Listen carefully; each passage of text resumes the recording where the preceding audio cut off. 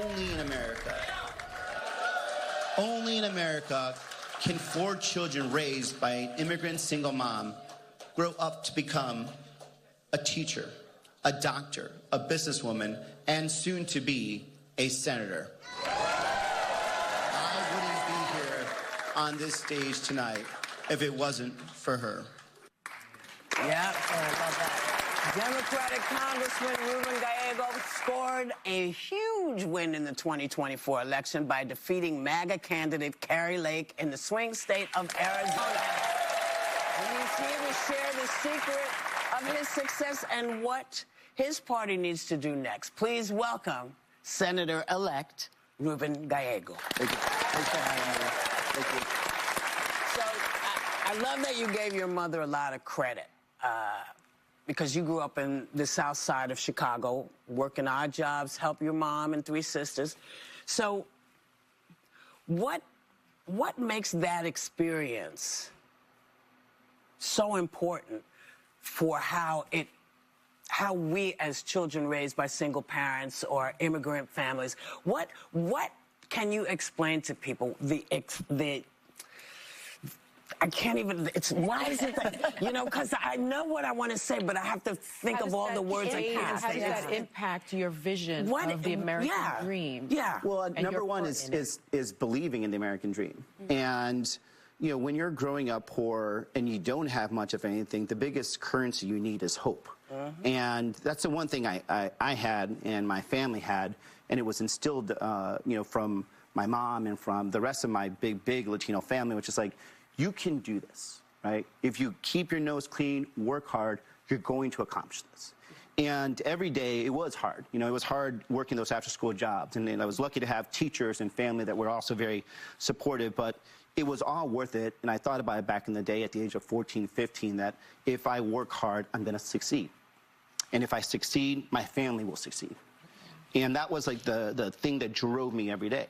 And then, you know, on the campaign trail, one of the things that I saw that was probably the hardest thing to hear was people saying and feeling like, I'm working so hard and I don't think I'm going to make it. Mm. And then the worst thing to hear after that is, I don't think my kids are actually going to be better off than I. And, you know, for us that are parents, and I'm lucky to have 2 kids, you know, that's the worst thing, because we're willing to sacrifice whatever we can for our children, right? And we'll take the personal hits. You know, my mom took the personal hits, working the hard jobs, you know, having to sacrifice a lot, but she knew that her kids would be better off in the future. Yeah. And when you're hearing it on the campaign trail, they just don't think it's going to happen. That's when you know that there's something really wrong in what's happening right now. Well, Senator-elect, when you first got into the race, some said that you might be too progressive to win Arizona. I actually said it here, despite the fact that I was always a fan of yours in the House. You came in with a class of a bunch of veteran freshman members who I thought had a great impact on both sides of the aisle. But you beat Republican Kari Lake in a swing state that Trump won by 5 points. Yeah. What did Democrats take from the race that you ran?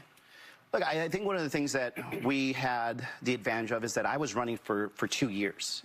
And I went everywhere in the state, and I took no population for advantage. You know, we talk about Latino males. The reason I was able to kind of understand what's happening there was because, you know, growing up Latino and working those work sites and working overtime just to help out my family, I understood the frustration I was hearing out in the community, and we were focused right away on the cost of everything, groceries, rent.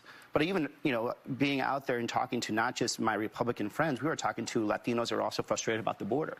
And we started talking about how, you know what, something's going on at the border that's different from what people have experienced in the past, and we need to actually focus on this and talk about solutions. And we did it over and over, and we went all over the states. And, you know, Arizona's a big state, you know, and we went to some places that haven't seen anyone even ask for the respect of someone's vote. And we went to a tribe in northern Arizona that we actually had to fly into Utah and drive 2 hours south. Wow. And no one had actually come and asked for their vote in decades. And so we did that, and we did it repeatedly, and we did it in an honest and earnest manner where we wanted to earn people's respect. We wanted to know that we may not agree with you 100% of the time, but I will be there to fight for you because I know exactly what you've gone through, and I still feel it in my core every day. Ruben, I want to ask you something. You and I are friends, and so I know how hurtful this was for you. During the campaign, Kari Lake waged a lot of attacks against you because of your father. Yeah. And I know you want to respond to this, and I know for you it's less about you and more about the message to other kids growing up with challenging parents. Yeah, I mean, look, it was difficult growing up. You know, it was difficult enough growing up when my father was around. He was abusive to me and my mother. And then even when he left, you know, he started selling drugs. He was a convicted drug dealer. And I think for our family, you know, being the kind of good American family was very important, right? To counterbalance what he had done. And, you know, it's not something that I had hidden. You know, I wrote about it in my book. You know, it's not the first time, you know, I was teased about it in high school. I was teased about it in college, and my father was a convicted drug dealer. But I think what really hurt was the message it sends to some of these kids, especially, you know, these younger Latino kids who come from these types of families, who are trying to live the American dream, that no matter what you do, the sins of the father are going to follow you. What are you saying to those, you know, single parents that have left that abusive husband who is a bad influence on the kids? And I heard this on the campaign trail a lot.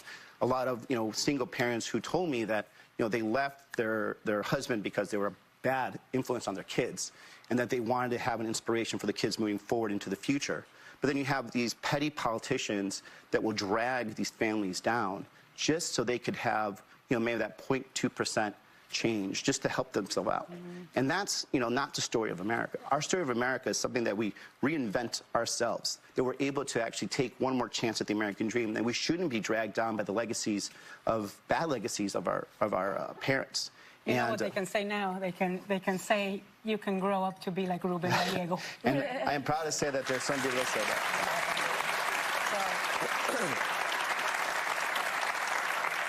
You know, I don't know very many American families who don't have one in the closet. At least. At least one in the closet who, you know, we all have done it. And because she has never had this experience, it makes her inability to recognize the damage that it does when teachers and other adults say, you are this. Yes. Right. Carrie Lake, that's probably one of the bigger reasons you lost. Yeah. But we have more with Senator-elect Ruben Gallego when we come back. We are back with Senator-elect Ruben Gallego. Sarah has the next question. Senator, the current Israeli-Hamas war has been raging for more than a year and a half now. And over the weekend, we saw Syrian rebels overthrow the 24-year dictatorship of Bashar al-Assad. So you served in Iraq in a Marine unit that saw some of the highest casualties. So one of your jobs as a senator will be to confirm Trump's cabinet picks. What do you think of, or do you have any concerns about Pete Hegseth? Well, and thank you for bringing up Syria. I actually literally fought on the border of Syria for some of the hardest days. Look, I'm going to go with what I understand my roles and duties of a senator. I'm going to take all the information in. I'm going to see if he can abide by the Constitution, do his job, and do his job well. Like, I am excited about some of the other cabinet members that I know fairly well and have worked in the past, and I think are going to be very good, especially when it comes to national security issues. Like Marco Rubio, I'm very excited to both vote for and support. Lee Stefanik, Mike Waltz, and I actually served on the same committees. We took CODELs together. For the people that I know, and I know where they are, I know that they have the understanding and the background, I am going to support. For those that I don't know well, I'm going to first, listen to what the voters of Arizona told me to do, which is, have an open mind. I'll ask them questions. I'll check their backgrounds, and then I'll make a determination based on what the information I get, not necessarily what I'm just receiving, in the press. Right. Yeah. Well, let me ask you this, Senator-elect. You're the son, as we've mentioned, of Colombian and Mexican immigrants. You served in the armed forces after attending Harvard University to give back to this country. And you've indicated that the Biden administration wasn't meeting the needs of border states. And this weekend, Trump laid out his mass deportation plan on Meet the Press. Do you think Trump will be able to do what he says he's going to do? And what do you think really needs to be done to address the issue at the border? So from my experience and talking to people in Arizona, the only swing border state, and talking to our border mayors and also talking to, border sheriffs, police, nonprofits, everything else, what they wanted is, control of the border. They don't want to see the chaos of the border. We have a broken immigration system. And I think recognizing that matters. But they're not asking for separations of family. They're not asking for us to end birthright citizenship. I think there is an opportunity, and I think Democrats and Republicans, and this is what I actually heard again from the voters of Arizona, is they want us to work together in a bipartisan manner to actually deal with this issue and not keep punting and using it as a political football. And this is why you saw that kind of split vote where we won and Trump lost, because I was talking about solutions and not just talking about scaring people. Yeah. And so I'm going to come into this with the opportunity to let's find ways to actually work together. Mm-hmm. That's great. So, Senator-elect, thank you. You come back anytime. This table is open to you. Gracias. Thank you. Anytime, please. De nada. Our thanks to. That's right. You heard me say it. Senator-elect Ruben Gallego. Thank him for coming because it's great, and we'll be right back.